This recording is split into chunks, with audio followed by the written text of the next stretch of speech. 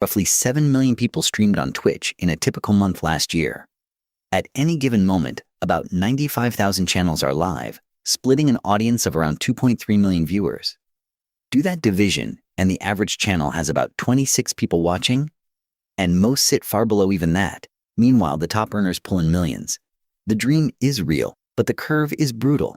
The harder question is the one the highlight reels never answer. Is there a version of full-time Twitch income that isn't a top-of-the-charts lottery ticket? We ran the numbers. First, define the target. Full-time on Twitch doesn't mean a viral clip or one big sponsorship. It means replacing a normal salary, reliably, month after month, year after year. In the United States, that's somewhere around $40,000 to $50,000 a year net, repeating. Now here's the structure the whole question turns on. Twitch income isn't one thing. It's a stack of 4 TET subscriptions, bits, advertising, and an off-platform layer of donations and sponsorships. The first 3 are paid by Twitch on fixed, published splits, which means they are arithmetic, not luck. You can calculate exactly how many subscribers a living wage requires. And once you run that arithmetic against how viewers are actually distributed, the picture gets clear very fast. Start with the engine most streamers lean on, subscriptions. A Tier 1 sub costs $4.99 a month, and under Twitch's standard deal, the streamer keeps half, about $2.50 per subscriber, per month. For years, that 50-50 split was the ceiling for nearly everyone. Only a small set of hand-picked partners got the better 70-30 deal. In 2023, Twitch launched a Plus program to widen access, and in 2024 opened it to affiliates. Hit 100 so-called Plus points, and you climb to a 60-40 split, about $3 a sub. Hit 300 points and you reach 70-30, roughly $3.49. But read the fine print. Those points come from your own subscriber base. You need hundreds of active subs just to unlock the better rate. So the improved split rewards streamers already winning. For everyone climbing, the working number is $2.50. Hold that figure. Now translate that into a salary. At $2.50 per subscriber, 1,000 active Tier 1 subscribers pays about $2,500 a month, $30,000 a year, before tax, from subs alone.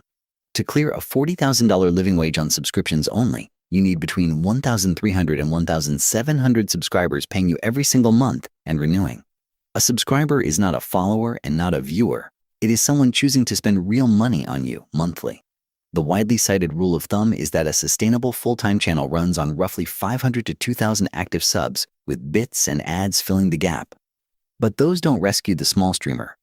A bit is worth 1 cent to you, and advertising pays only against viewer hours you mostly don't have. The threshold is steep, and almost everyone stands far below it. Here is why that threshold is so hard to reach, and the numbers are stark. In 2021, a massive data breach leaked Twitch's actual creator payouts. When analysts sorted the figures, the concentration was extreme. Among the top 10,000 earning streamers, the top 10% of that group captured about 49% of all the money, half the payouts going to roughly 1,000 channels out of millions streaming.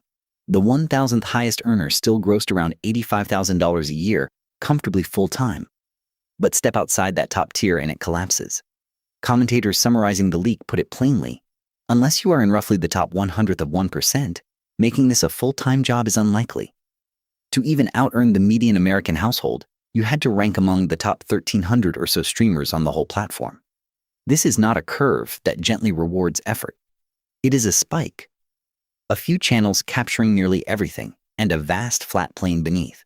Now picture the plane beneath the spike, because that is where almost every streamer actually lives. 95,000 channels live, sharing 2.3 million viewers, averages out to 26 each. But averages lie here, because the top streamers vacuum up tens of thousands of viewers apiece, dragging that mean far above the typical experience. The real median channel sits in the low single digits, a handful of viewers, sometimes 0. And remember the threshold: you need north of 1,000 paying subscribers for a full-time wage.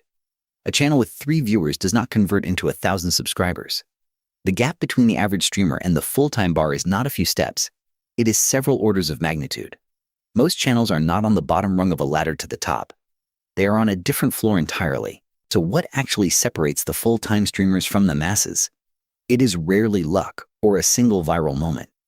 The streamers who sustain a living broadcast like it is a full-time job. Because it is. Industry tracking puts a working mid-tier streamer at 30 or more hours live every week, and the biggest names run schedules that border on punishing. One top earner has streamed 13 to 14 hours a day, 6 days a week. They also don't survive on one income line. The full-time channel runs a portfolio, subs, bits, ads, sponsorships, donations, plus off-platform income from clips and merchandise. No single line carries the rent, the stack does. And it compounds slowly. The commonly cited figure is 3 to 7 years of consistent, scheduled streaming before a channel sustains full-time. The separation is structural. Hours, diversity of income, and years of consistency. Not a lightning strike. A grind most people quit before it pays. So, can you really make a full-time income as a Twitch streamer? The honest answer is yes, but almost certainly not the way it gets sold to you. If your plan is to grow a big enough live audience that subscriptions alone pay the bills, understand the math: north of 1,000 renewing subscribers, against a platform where the average stream has 26 viewers and the top 1/100th of 1% captures the real money. That is a lottery priced in years of unpaid hours. But there is a version that behaves like a business instead of a bet.